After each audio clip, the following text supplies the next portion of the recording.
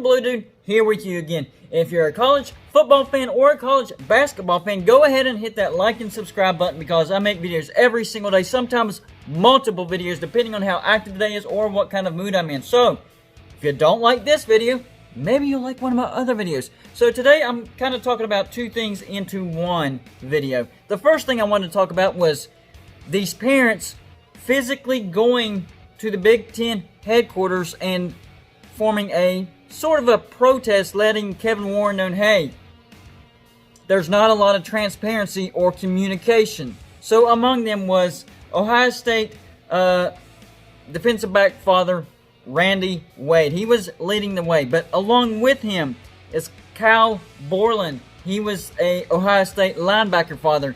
Jay Kallenberger, an Iowa lineman father. Gail Corner, an Iowa defensive back father.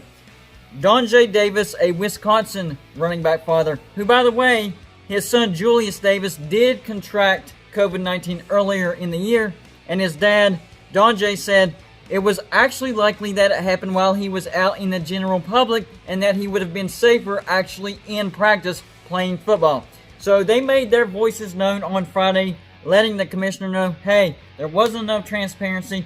There wasn't enough communication. We still want to play football, but if you stick to your guns and still don't want to play football, give us some more transparency and communication. So, moving on from that note, the NCAA has voted that they will not count this fall season towards eligibility. In other words, players that are playing in the fall and players that are not playing in the fall won't be counted as eligibility this year, so they don't lose a year of eligibility. Now, this actually kind of falls under the umbrella of what Nick Saban was talking about as far as for the spring. So, does that mean that these players that are going to be in the spring, like the juniors and the seniors, might not play because they're more focused on the NFL, so we're going to get a bunch of freshmen and sophomores during the spring? That does not sit well with me. That's going to be, you know what? It will be interesting, but not in the way that we're used to. It's going to be a lot more mistakes, a lot more amateurism to it. I don't know. Maybe it'll be better. Probably not. Probably worse. Anyways, so does it really help the fall season or the spring season? And have they decided that if you don't play in the spring, it also doesn't count towards your eligibility? Because if you got to do it during the fall, you got to do it during the spring as well, because some of them are playing in the fall and some of them are playing in the spring. So you can't just go one way. And maybe they have already and I'm not aware of it, but if they haven't, that also needs to be done.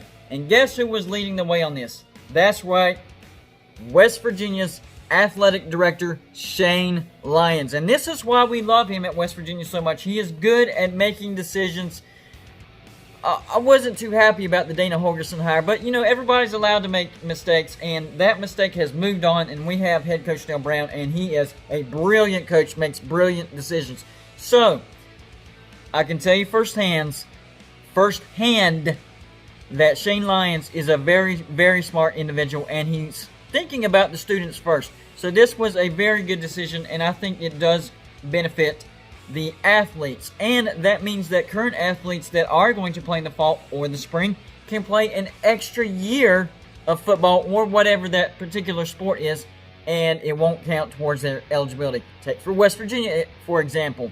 We have Jarret Doege for 2 more years. Doege, said his name wrong, and I do it sometimes. Jarret Doege, we get him for 2 more years because he was redshirted. Well, with this year not counting as eligibility, we actually get him 3 more years. So I am very much for this decision. I think it was a great decision. Well done, NCAA. Finally, you made a good decision. That's all I got for you for this video. Like and subscribe if you haven't already, and I'll see you on my next video.